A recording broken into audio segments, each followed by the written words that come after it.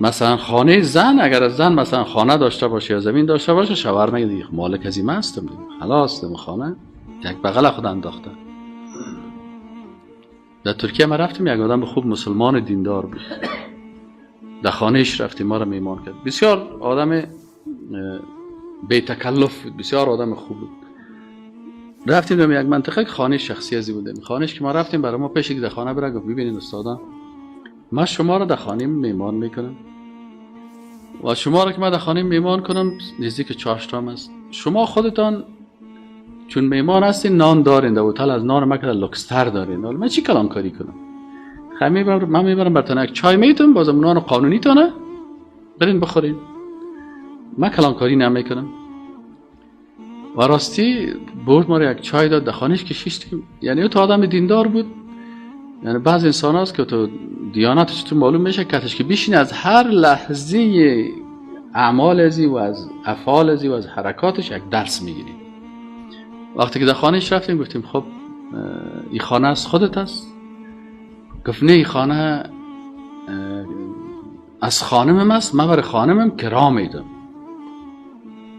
برای من تعجب پیدا شد که برای خانم چطور کرا میدی؟ ما خود در افغانستان وقتی که زن خانه داشت یا مال داشت، شوهرش کتش که نکاح کرده که او بته یا نته دستاش تب داده و بزور از پیشش میگیره.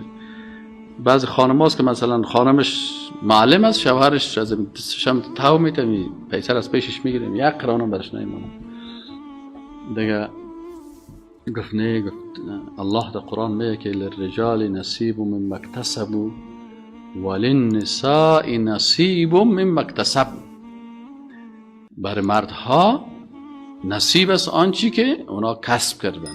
پس مرد وقتی که کسب کرده اونمو حق از او هست. وللنساء نصیب مما اکتسب، و بر زنها حق است آنچی را که کسب کردن.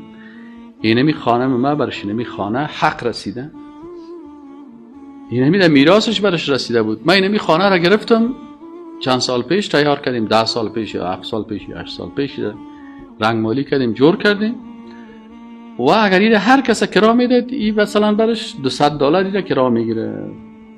من خانم ما گفتم که خیر سمیر برای من $200 کرا بده. حالا من خانمانه برای خانمم چی میتونم؟ کرا میتونم. چرا؟ منزل خانم خود سر مه هست، الله سر مه امر کرده که برای خانم چی بگی؟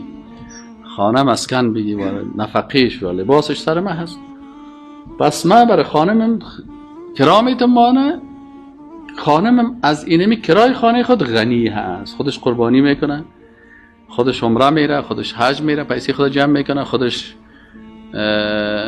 مثلا لباس برای خود میخره، خودش برای خود دوا میخره، خودش مثلا کرای خود میده، هیچ وقت به من محتاج نیست.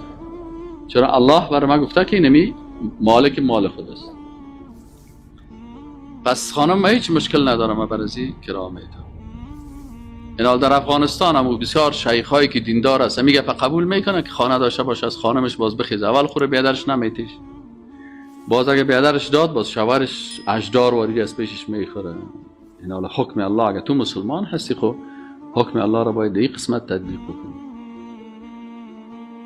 حالا ما تعجب کردیم که والا راستی تو مسلمان خوب است دیگه. اینی چال بازی و فریب است که سبب از این میشه که دشمنای اسلام وقتی که میبینن میگن شما زن تا اسلام هیچ حق نداره که خواهرت چقدر زن مسلمان غریب است، عاجز است، بیچاره هست.